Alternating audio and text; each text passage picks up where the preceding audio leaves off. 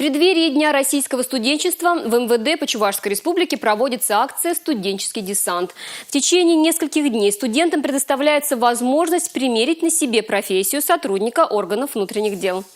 В этом году ей воспользовались студенты 3 вузов республики. Двери им распахнули 10 подразделений регионального МВД. Подробнее в материалах наших коллег из пресс-службы МВД по Чувашии.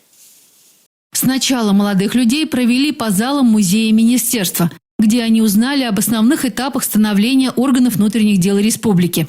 В любом музее, где оружие хранится, они выведены из строя.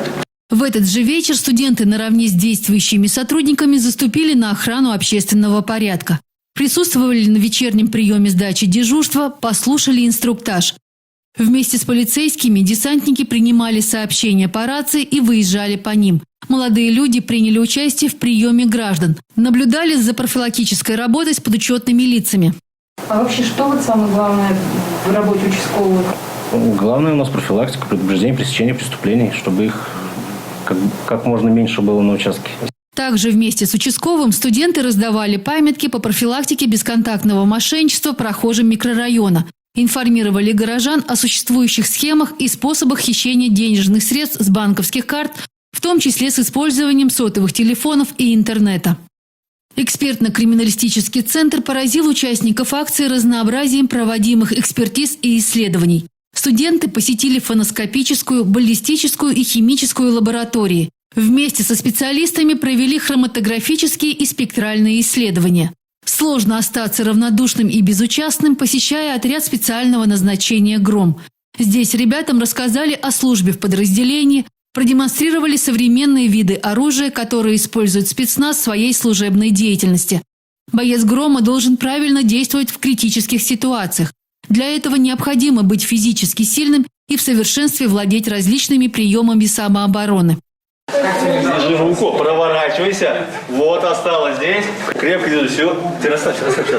Она сейчас всего руку вставляй здесь, заворачивай. Сюда поближе, иди, что ты ее боишься.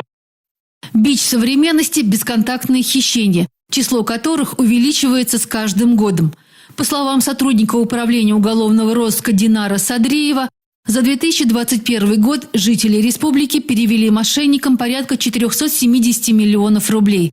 Старший оперуполномоченный поведал ребятам о способах защиты от подобных преступных посягательств. Посещение Центра кинологической службы всегда большая радость. Наблюдать за общением сотрудников и их подопечных, которые понимают друг друга не только с полуслова, но и по жестам, очень занимательно. А ведь эти собаки несут службу наравне с сотрудниками полиции. И от их профессионализма зависит безопасность граждан. Вот закончите свои учебные заведения, у вас представляется такая возможность тоже работать в таких же условиях, как и мы. Подводя итоги акции, генерал-майор полиции Виктор Шмитков вручил студентам специальные сертификаты и предложил в будущем всерьез задуматься о выборе профессии. Также им были разъяснены порядок поступления на службу в органы внутренних дел и прием в ряды народной дружины.